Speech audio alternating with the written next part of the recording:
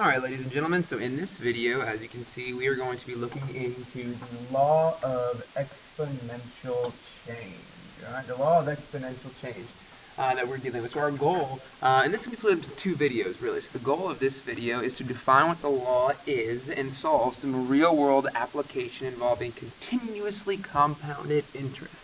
To be together. I'm super excited about this lesson. It's something that we touched on a little bit in pre-calculus, and I love when we start talking about compounded interest. One, just because of my just personal interest in personal finances, but also because it's that age-old question that so many students ask. When are we gonna ever use this in the real life, and yada yada yada. And don't get me wrong, as a teacher, I get it. I do understand, where it comes from time to time, okay? But when it gets to examples and topics like this, it gets us really excited because this is something that you're going to have to be paying a keen attention to be successful with your finances in the real world. And so this is going to help us a lot. And so in these next couple of videos, when we start really particularly looking at examples of money and finances and things of the nature, it's going to kind of help us out and kind of something to look forward to once you get out of high school as well. But before we get there, we need to talk about what we don't really discuss too much in pre-calculus, in too much in depth, but instead we're going to talk about in calculus as the law of exponential change. Now, hopefully this is not brand new to you by any means, and you're going to start to probably notice some of these formulas are written in different ways, but really it's the same stuff that you've seen in the past, but we're going to dive a little bit deeper into it. And so, the law of exponential change. Let's kind of go through let's break down its definition and then its formula into some different pieces. So if y changes at a rate of proportional rate to the amount present, okay? Now this is considering if dy dt equals k times y. And we're going to see where all these things come from. T obviously being with respect to time, and k being our constant in here, okay? So hang tight onto that. We're going to dive into some of these things in a sec.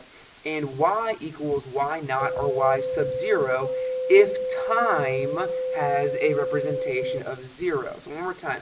This is happening if we consider the outcome that if t is 0, then y will equal y naught or y sub 0. Okay? So let's take a look here. We can take this information and break it down into a formula such that the y of the function, kind of showing our growth or exponential change, all right, as being y equals y naught times the exponential e to the k, a constant, times t, a focus on time, right? And so now let's think about this for a sec. In the beginning definition, it said if t is 0, then y equals y sub naught. Well, think about what happens there, right? If t is 0, e to the 0 is 1, and so it will just simply, y will equal its constant, and so it will have a constant growth the entire time. So that's what I need you to think about, that if t is 0, it really just means that we have a constant growth for however long that, time frame or interval we're looking at, right? But then what happens now when k particularly starts changing as its constant? Well, you got to think about it for a sec. If k is positive, our constant, right? If k is positive, that's going to in turn make t a positive because of that product that's in there as well too. And so when k is going to be greater than 0, we are going to see that as a growth constant. All right, we're going to call it a growth constant in there. And then on the other side of things, if k is less than 0, then we're going to see that as a decay constant. Okay? And so again, this shouldn't look too different for you. In fact, we've looked at this before, and you might start looking in our next one as some applications to principal and rate as well. So hang on tight to that. Before we get there, we're going to do a very basic example as to how to utilize some information of our law of exponential change. So then the first example that's going to close up this video is find the solution of the differential equation dy dt equals k times y, k being a constant, right, either of growth or decay, that satisfies the given condition. So let me tell you right off the bat, don't let this freak you out too much. This is basically just taking our situation in terms of a growth constant because it is a positive number, right?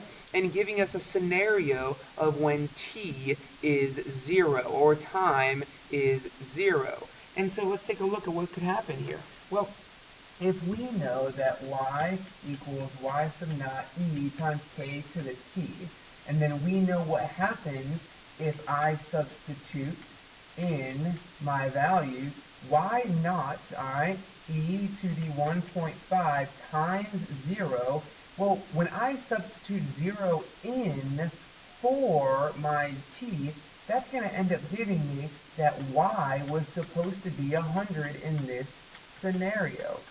And so what ends up happening is that this is the case in which this becomes 1, and then your y sub naught equals 100, or y sub 0, or y naught, right? And this now has all the pieces. We now have our y naught, we now have our k, and we have our specific focus of our function y. And now let's take a look, and this can be written as y equals 100 times e to the 1.5 times t. And this general function, this differential equation, will allow us to solve for y in these given conditions when k has a growth constant at 1.5. And so that kind of wraps up, all right, some just general focus of the law of exponential change. Again, this should hopefully be a little bit of a review for us, okay? So that's going to wrap up this video. I don't have an example for us to try because it's pretty basic concepts. And we're going to dive right onto the next video, which talks a little bit more interesting about our compound interest.